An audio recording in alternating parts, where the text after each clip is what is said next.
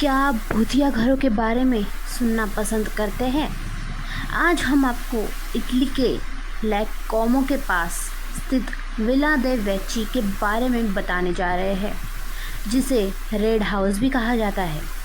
इस घर का इतिहास बहुत डरावना है और इसे इटली का सबसे भूतिया घर माना जाता है। तो चलिए जानते हैं इस घर की सच्ची और डरावनी कहानी।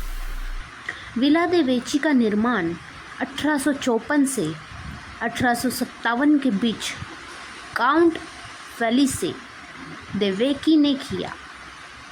ये घर शुरुआत में बहुत भव्य था और इसकी डिज़ाइन को लेकर कई योजनाएं बनाई गई, लेकिन जैसे ही घर में कुछ अजीब घटनाएं घटने लगी, इसका नाम धीरे धीरे भूतिया घरों की लिस्ट में जुड़ गया।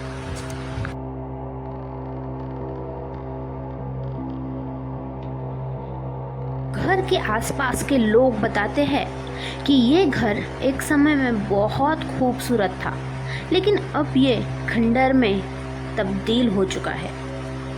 लेकिन फिर भी ये आज भी भूतिया और रहस्यमय घटनाओं का कैद बना हुआ है। इस घर में कई डरावनी घटनाएं घटित हुई है।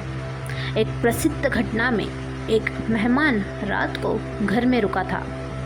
उसने दावा किया कि रात में उसने अपने घर के एक कमरे में चमकती हुई परछाई देखी और अचानक कमरे की हवा में ठंडक महसूस होने लगी। इसके अलावा कई लोग बताते हैं कि उन्होंने यहाँ रात में अजीब आवाज़ें सुनी, जैसे किसी की रोने या चीखने की आवाज़ें। कई बार आवाज़ें इतनी तेज़ होती थी कि लोग डर के मारे घर छोड़ देते थे। तो क्या यह सब सिर्फ मनोवैज्ञानिक घटनाएं हैं या कुछ और? वैज्ञानिकों का मानना है कि पुरानी और खंडहर में तब्दील हो चुकी इमारतों में बहुत सी नेगेटिव ऊर्जा जमा हो जाती है। यही ऊर्जा अक्सर अजीब घटनाओं का कारण बनती है।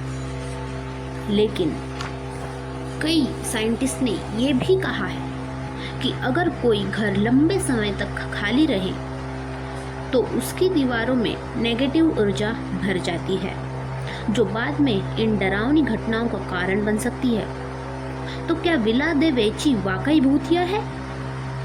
क्या ये घर सच में आत्माओं का घर है या फिर ये सब एक डर की कहानियां हैं?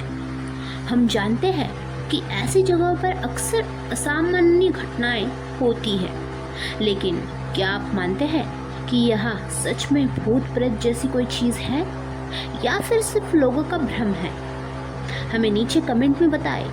और अगर आपको ये वीडियो पसंद आया हो तो एक लाइक और सब्सक्राइब ज़रूर कर दें। Thank you.